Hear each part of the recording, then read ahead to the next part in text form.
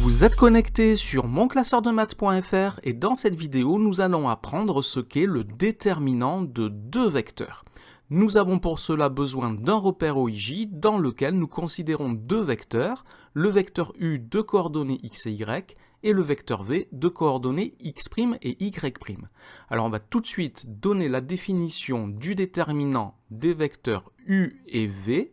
Il s'agit d'un nombre et ce nombre se calcule par x, y' moins y, x'.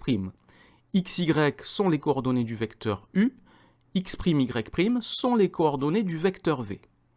Ce déterminant, on va le noter par les trois lettres D, E, T, les trois premières lettres du mot déterminant, suivies de, entre parenthèses, les deux vecteurs U et V séparés par une virgule. Et pour s'aider dans les calculs, on va voir pourquoi ça nous aide dans les calculs, on peut noter entre deux barres verticales les coordonnées x et y notées verticalement du vecteur U, et à côté les coordonnées x' et y', toujours verticalement, du vecteur V. Et c'est donc égal à x, y' moins yx'. Alors on va tout de suite prendre un exemple de calcul, après on verra les propriétés et à quoi ça nous sert. Nous allons donc considérer le vecteur U de coordonnées moins 2 et 4, le vecteur V de coordonnées 3 et 5, et on veut donc calculer le déterminant de U et V. Donc le déterminant des vecteurs U et V est égal, je vais donc noter entre deux barres verticales, tout d'abord les coordonnées du vecteur U, verticalement, moins 2 et 4, et à côté les coordonnées du vecteur V, 3 et 5. Alors je peux maintenant effectuer le calcul et tout d'abord je dois calculer le produit x, y', c'est-à-dire le produit de l'abscisse du premier vecteur par l'ordonnée du deuxième vecteur. Il s'agit d'un produit en diagonale. Je prends le premier nombre en haut à gauche et je le multiplie par le nombre qui est situé en bas à droite. C'est-à-dire que j'ai donc moins 2 fois 5. Puis je vais retrancher le produit des deux nombres qui sont situés dans la deuxième diagonale, y, x'. Y, c'est l'ordonnée du premier vecteur, x', c'est l'abscisse du deuxième vecteur. Donc je me situe dans la deuxième diagonale ici, et je calcule donc moins 2 fois 5, moins 4 fois 3. Et là, le calcul, je vous laisse vérifier, cela fait moins 22. Alors attention, il ne faut pas changer l'ordre des vecteurs. Ici, quand on calcule le déterminant de U et de V, ce n'est pas la même chose que de calculer le déterminant de V et de U. On peut faire le calcul.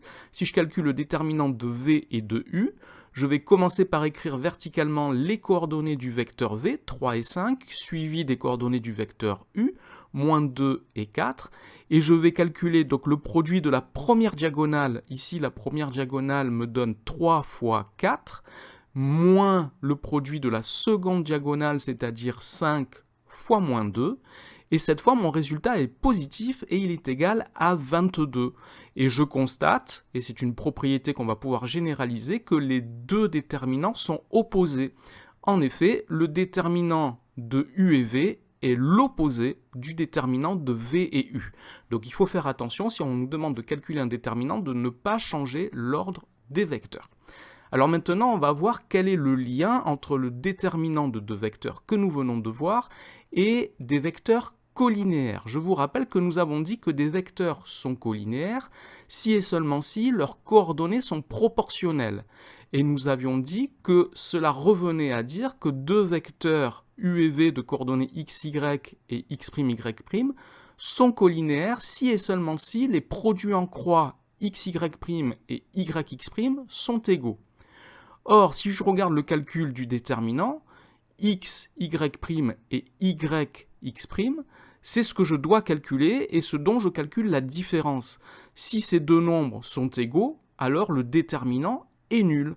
Et c'est une propriété importante. Deux vecteurs U de coordonnées x, y, V de coordonnées x', y' sont colinéaires si et seulement si leur déterminant est nul. Alors cette propriété, je la démontre en détail dans une autre vidéo, on va pas revenir sur la démonstration ici, par contre on va l'utiliser. On va tout de suite prendre un exemple d'utilisation. Je considère les deux vecteurs A et B. Le vecteur A a pour abscisse 2 plus racine carrée de 5 et en ordonnée moins 1.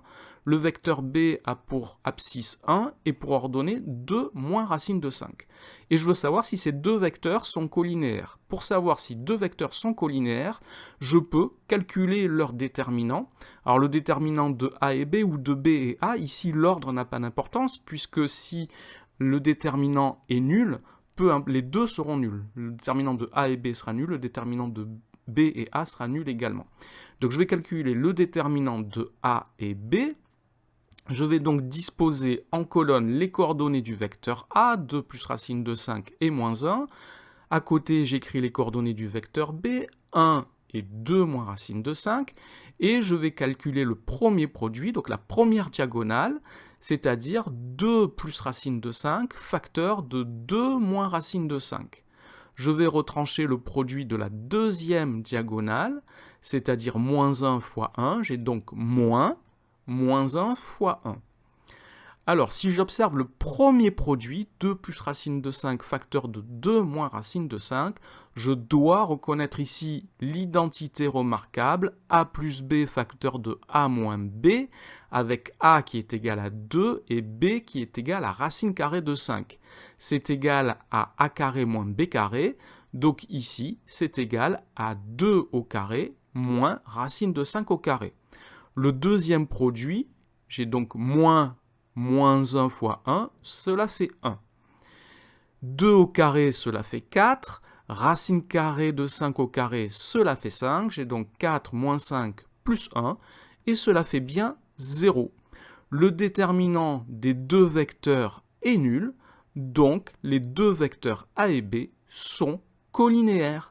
Donc, voilà comment utiliser le déterminant de deux vecteurs pour montrer que ces deux vecteurs sont ou ne sont pas colinéaires. Ils ne sont pas colinéaires si le déterminant n'est pas nul.